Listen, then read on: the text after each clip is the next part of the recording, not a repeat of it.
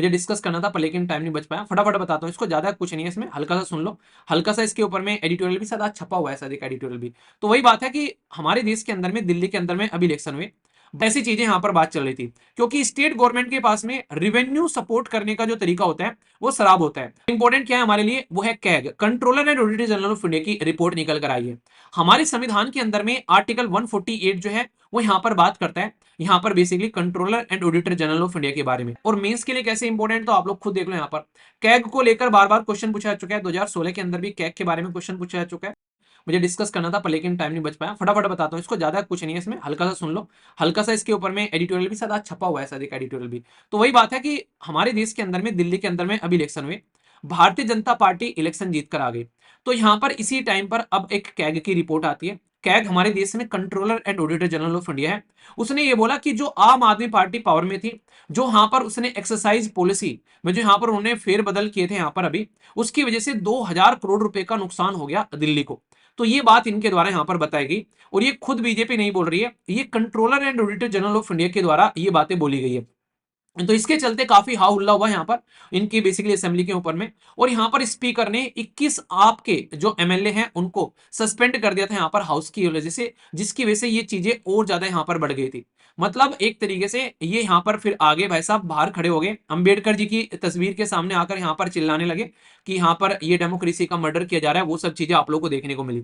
तो ये इसकी वजह से यहाँ पर काफी न्यूज में आ गया था। तो 2000 करोड़ रुपए का यहाँ पर ये जो घोटाला है इसको बताया जा रहा है। घोटाला क्या, एक तरीके से मतलब गलत तरीके से रेवेन्यू का जो है यहाँ पर गलत किया गया। इसमें यहाँ पर failure to implement no liquor जो लेबोरेटरी, मतलब जो नहीं दारू वाला, जो आम आदमी पार्टी पर आरोप लगाया जा रहा है, तो उसमें कैग की रिपोर्ट में कुछ बातें आ रही है। ठीक है, साथ ही साथ में क्वालिटी के बारे में बात की जा रही है। शराब आम आदमी पार्टी चाह रही थी कि कोई सड़कों पर न पिए, घर बैठा बैठा ऑर्डर कर ले। तो ऐसी चीजें यहाँ पर बात चल रही थी। क्योंकि स्टेट गवर्नमेंट के पास में रेवेन्यू सपोर्ट करने का जो तरीका होता है वो शराब होता है। तो लोगों को शराब पिलाओ भाई साहब, अच्छा तरीका है। संविधान में कहते हैं आर्टिकल 47 कि लोगों की हेल्थ को ठीक कर लो भाई साहब, उनको इंटॉक्सिकेंट से दूर रखना है।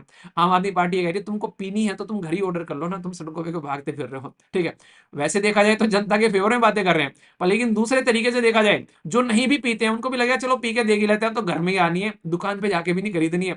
तो दूसरी साइड में ये एक आदत डालने वाली बात है। तो तुम अपना प्रॉफिट कमाने के लिए लोगों को घर पे दवाई पहुंचाओ, समझ में आता है। तुम घर में लोगों को एजुकेशन पहुंचाओ, समझ में आता है। लोगों के घर में हेल्थ पहुंचाओ, समझ में आता है। लोगों को तुम एक्सरसाइज करने के टिप्स दो, समझ में आता है। वुमेन को इंपावरमेंट करने के टिप्स दो, समझ में आता है। तुम लोगों को घर में दारू पहुंचा रहे हो, मतलब उनको और लत लगा दो। पापा की दारू रखी है, बच्चा देख रहा है, बच्चा कह रहा है कि पापा 2 घूंट में भी मार लूं। हाँ बेटा मार ले, खांसी ठीक हो जाएगी, सर्दी जुकाम बहुत हो गया तुझे। ठीक है, तो ये काम चलते हुए नजर आएंगे। तो गलत है ये चीजें ऐसे यार, मतलब कुछ चीजें रुकनी चाहिए समाज के अंदर में। और ये खुद चाणक्य साहब के द्वारा बोला गया जब उन्होंने अपनी किताब लिखी है। उसमें बोला कि राजा की रेस्पॉन्सिबिलिटी होती है समाज में अगर कुरीतियां हैं उनको रोकना।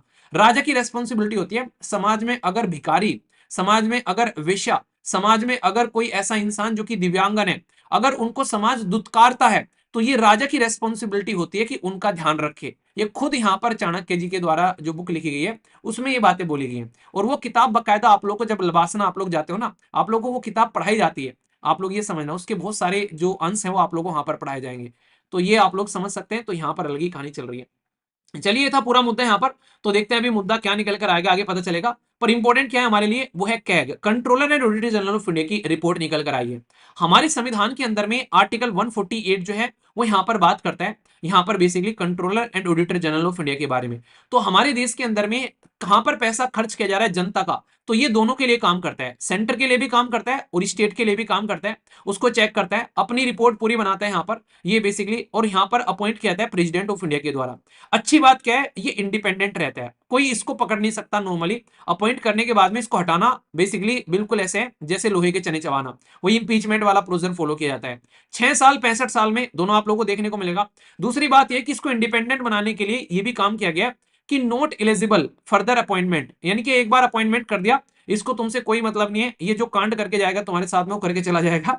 इसने पूरा कांग्रेस के घोटाले सामने रखे थे, तो कांग्रेस आज तक पावर में नहीं आई, उसमें कैग का बहुत बड़ा रोल था।